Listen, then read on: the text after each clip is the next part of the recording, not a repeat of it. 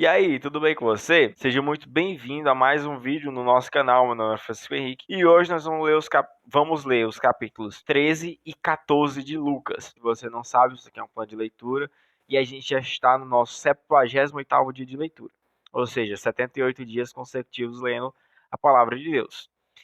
Se você tiver interesse, quiser participar junto conosco desse plano de leitura, é só você se inscrever no canal, ativar o sininho para receber todas as notificações e dá um gostei no vídeo, porque assim você vai receber os vídeos de leitura todas as manhãs, tá bom? É isso daí. Pois então vamos orar para a gente começar a nossa leitura de hoje. Senhor meu Deus, eterno Pai, mais uma vez te agradecemos por tudo que o Senhor tem feito por cada um de nós. O Senhor te peço muita graça, muita sabedoria, que o Senhor venha nos encher da tua graça aqui neste momento, que o Senhor venha nos iluminar, que o Senhor venha nos abrir os olhos do nosso entendimento para a gente poder ler, que é a tua palavra. Em nome de Jesus, ensina-nos. É o que te pedimos e te agradecemos. Em nome de Jesus. Amém. Então vamos lá. Meus irmãos, o capítulo 13 aqui de Lucas recebe o título assim: chamado ao arrependimento. Verso 1 do capítulo 13.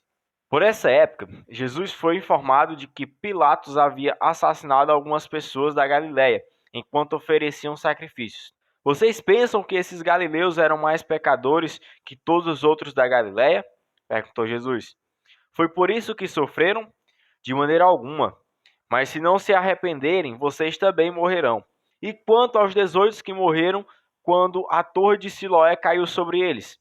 Eram mais pecadores que os demais de Jerusalém? Não.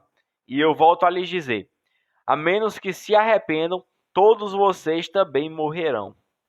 Pronto, agora nós vamos para o versículo 6, que recebe o título: A parábola da figueira que não produz frutos. Verso 6.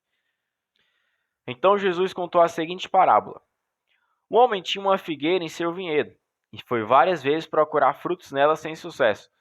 Por fim, disse ao jardineiro: Esperei 3 anos e não encontrei um figo sequer. Corte a árvore, pois só está ocupando espaço no pomar. O jardineiro respondeu: Senhor, deixa mais um ano, e eu cuidarei dela e a adubarei. Se der figos no próximo ano, ótimo. Se não, mande cortá-la. Pronto, agora nós vamos para o versículo 10, que recebe o título: Jesus cura no sábado. Verso 10.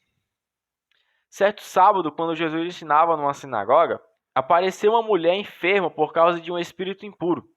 Andava encurvada havia 18 anos e não conseguia se endireitar. Ao vê-la, Jesus a chamou para perto e disse: Mulher, você está curada de sua doença. Então ele a tocou e no mesmo instante ela conseguiu se endireitar e começou a louvar a Deus. O chefe da sinagoga ficou indignado porque Jesus a tinha curado no sábado.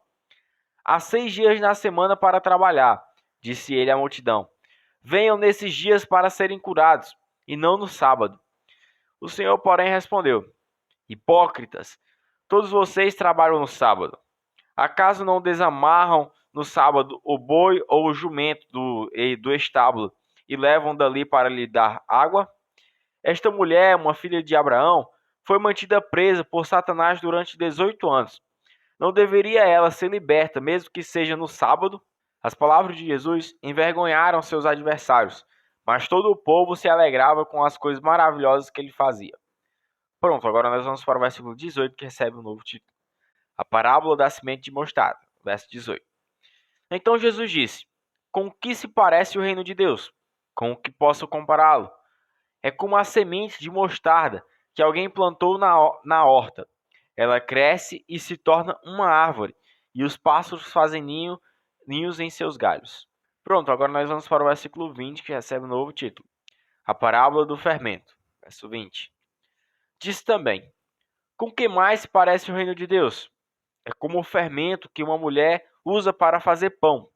Embora ela coloque apenas uma pequena quantidade de fermento em 3 medidas de farinha, toda a massa fica fermentada. Pronto, agora nós vamos para o versículo 22, que recebe um novo título: A porta estreita. Jesus foi pelas cidades e povoados ensinando ao longo do caminho, em direção a Jerusalém. Alguém lhe perguntou: Senhor, alguns poucos serão salvos? Ele respondeu: Esforcem-se para entrar pela porta estreita, pois muitos tentarão entrar, mas não conseguirão. Quando o dono da casa tiver trancado a porta, será tarde demais. Vocês ficarão do lado de fora, batendo e pedindo: Senhor, abra a porta para nós. Mas ele responderá: Não os conheço nem sei de onde são. Então vocês dirão: Nós comemos e bebemos com o Senhor, e o Senhor ensinou em nossas ruas. E ele responderá: Não os conheço nem sei de onde são. Afastem-se de mim, todos que vocês que praticam mal. Haverá choro e ranger de dentes, pois verão Abraão, Isaque, Jacó e todos os profetas do reino de Deus, mas vocês serão lançados fora. E virão pessoas de toda parte, do leste e do oeste, do norte e do sul, para ocupar seus lugares à mesa no reino de Deus. E prestem atenção, alguns últimos serão os primeiros, e alguns primeiros serão os últimos. Pronto, agora nós vamos para o versículo 31, que recebe o título: A lamentação de Jesus sobre Jerusalém. Verso 31. Naquele momento, alguns fariseus lhe disseram: Vá embora daqui, pois Herodes Antipas quer matá-lo. Jesus respondeu: Vão dizer àquela raposa que continuarei a expulsar demônios e a curar hoje e amanhã, e no terceiro dia realizarei meu propósito. Sim, hoje, amanhã e depois de amanhã, devo seguir meu caminho, pois nenhum profeta de Deus deve ser morto fora de Jerusalém. Jerusalém, Jerusalém, cidade que mata profetas e apedreja os mensageiros de Deus. Quantas vezes eu quis juntar seus filhos como a galinha protege os pintinhos sob as asas, mas você não deixou. E agora sua casa foi abandonada e você nunca mais me verá, até que diga: Bendito é o que vem em nome do Senhor. Pronto, encerramos aí no versículo 35, o capítulo 13 de Lucas. Agora nós vamos para o capítulo 14, que recebe o título: Jesus cura no sábado. Verso 1. Certo sábado, Jesus foi comer na casa de um líder fariseu, onde o observavam atentamente. Estava ali um homem com um corpo muito inchado.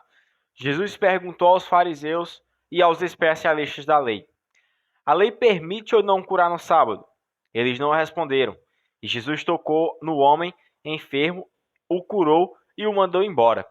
Depois perguntou a eles: Qual de vocês, se seu filho ou seu boi cair no buraco, não se apressará em tirá-lo de lá, mesmo que seja sábado? Mais uma vez não puderam responder. Pronto, agora nós vamos para o versículo 7, que recebe o título: Jesus ensina sobre a humildade. Verso 7. Quando Jesus observou que os convidados para o jantar procuravam ocupar os lugares de honra à mesa, deu-lhes este conselho: Quando você for convidado para um banquete de casamento, não ocupe o lugar de honra. E se chegar algum convidado mais importante que você, o anfitrião virá e dirá: Dê o seu lugar a esta pessoa, e você, envergonhado, terá de sentar-se no último lugar da mesa. Em vez disso, ocupe o lugar menos importante à mesa.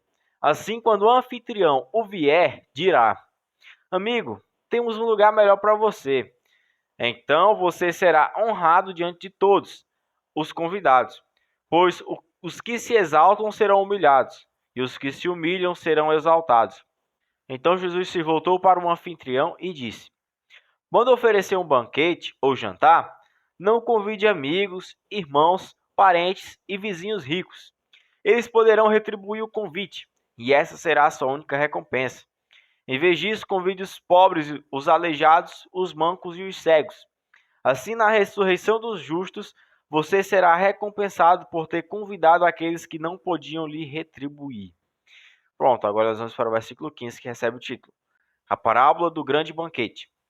Ao ouvir isso, um homem que estava à mesa com Jesus exclamou: Feliz será aquele que participar do banquete no reino de Deus.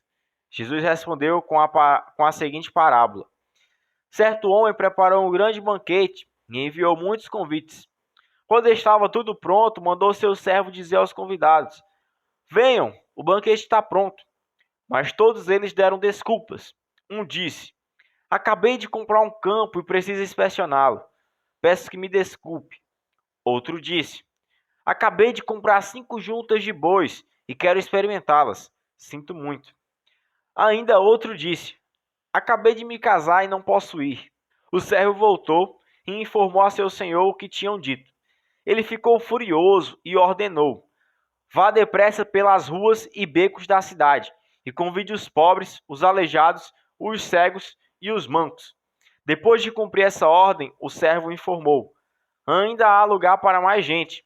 Então o senhor disse: vá pelas estradas do campo e junto às cercas entre as videiras e insista com todos que encontrar para que venham, de modo que minha casa fique cheia, pois nenhum dos que antes foram convidados provará do meu banquete. Agora nós vamos para o verso 25, que tem o título: o custo do discipulado. Uma grande multidão seguia Jesus, que se voltou para ela e disse: se alguém que me segue ama amar pai e mãe, esposa e filhos, irmãos e irmãs, e até mesmo a própria vida mais que a mim, não pode ser meu discípulo. E se não tomar sua cruz e me seguir, não pode ser meu discípulo. Quem começa a construir uma torre sem antes calcular o custo e ver se possui dinheiro suficiente para terminá-la? Pois se completar apenas os alicerces e ficar sem dinheiro, todos rirão dele, dizendo: esse aí começou a construir, mas não conseguiu terminar. Ou que rei iria à guerra sem antes avaliar se seu exército de 10 mil poderia derrotar os 20 mil que vêm contra ele? E se concluir que não, o rei enviará uma delegação para negociar um acordo de paz enquanto o inimigo está longe. Da mesma forma, ninguém pode se tornar meu discípulo sem abrir mão de tudo que possui. O sal é bom para temperar, mas se perder o sabor, como torná-lo salgado outra vez? O sal sem sabor não serve nem para o solo, nem para adubo. É jogado fora. Quem é capaz de ouvir, ouça com atenção. Pronto, meus irmãos, encerramos o versículo 35, o capítulo 14 de Lucas. Também terminamos aqui mais um dia de leitura. Meus irmãos, eu continuo pedindo que o Senhor nos dê graça e sabedoria, que a cada dia o Senhor venha nos instruir cada vez mais, que cada dia a gente venha ser mais abençoado com sabedoria e graça. Em nome de Jesus, que o Senhor venha ali conceder um ótimo dia na santa paz do Senhor. Tchau, valeu e até amanhã. Paz do Senhor.